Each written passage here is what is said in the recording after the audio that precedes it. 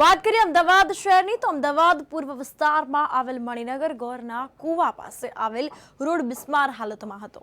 ત્યારે news for ઇન્ડિયાના અહેવાલ બાદ તંત્ર સફાળું જાગ્યું છે। ત્યારે રોડ રસ્તાનું કામ એએમસી દ્વારા કામગીરી કરવામાં આવી હતી।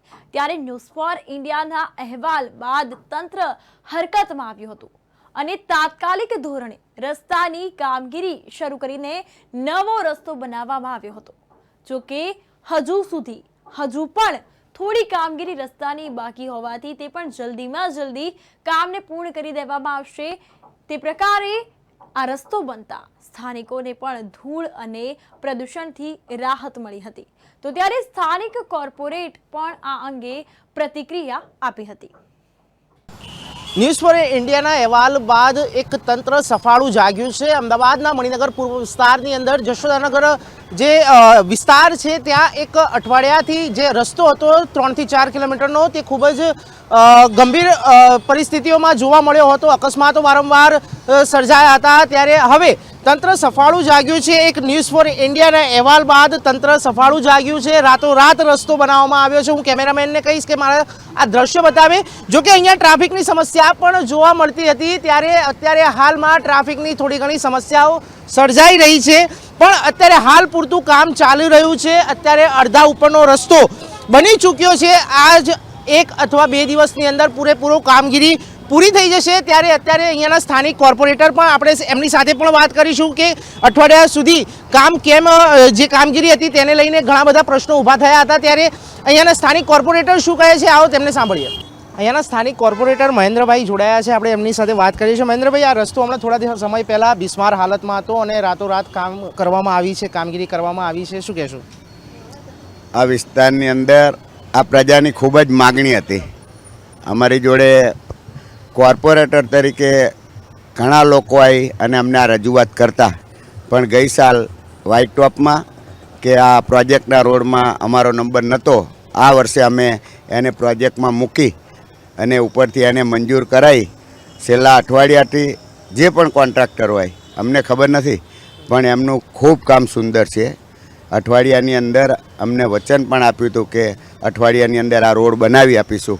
ગઈકાલે રાત્રે એમની મશીનરી મૂકી અયોધ્યામાં જો રામ મંદિરના આટલા મોટા પ્રોગ્રામો થતા હોય તો અમારા વિસ્તારની અંદર અયોધ્યાના પ્રોગ્રામો જોરદાર 3 દિવસ કરવાના છે, અને એના માટે અમારી સગવડ માટે, અમારી અહીંની પ્રજા માટે ખૂબ આનંદની વાત છે કે એક રાતની અંદર આ રોડ બનાવીને અને અમને સરસ સુવિધા કરી આલી, જેથી કરીને અમે આગામી દિવસો તો ખરા જ, પણ આ 3 દિવસના પ્રોગ્રામો પણ ધામધૂમથી ઉજવી શકશું।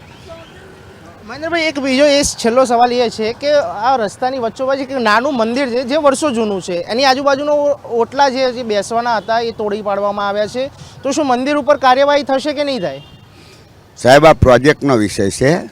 મંદિર તો મારા ધ્યાન પ્રમાણે કે મારી ઉંમર પ્રમાણે જોઉં તો જ્યારે કદાચ રોડ નહોતો ને ત્યારે પણ આ મંદિર હતું, કે જેની જગ્યા હતી એમના બાપાને ત્યાં બેસાડેલા છે, મેં પણ જોયેલા છે। પણ પ્રોજેક્ટનો વિષય અને કોર્પોરેશનનો વિષય છે, એના સાથે અમારે કોઈ એવું છે જ નહીં કે સારું છે, દર્શન કરવાય થશે અને સારી જગ્યા છે। મંદિર ટૂંકમાં તોડવામાં નહીં આવે? મંદિર તોડવામાં નહીં આવે એવી મારી તાકાત નથી કે સત્તા નથી, એ કોર્પોરેશનની સત્તા છે।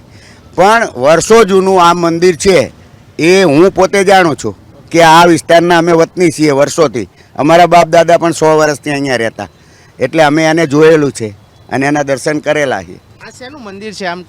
આ મંદિર ત્યાંના જમીન માલિક જે હતા, અને અમારે એક પોપટ કાકા ભરવાડ હતા, એ ખૂબ જ શોખીન માણસ હતા।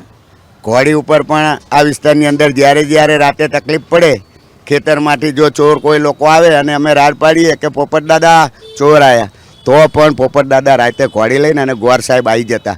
એટલે એ સમયે પણ એ ફોજદાર સાહેબ નહીં, પણ આજુબાજુના રહેતાના ખેતરવાળા જે ખેડૂતો હતા ને એમના માટે પણ સહાયરૂપ વ્યક્તિ હતા આ પોપટ કાકાને બધા।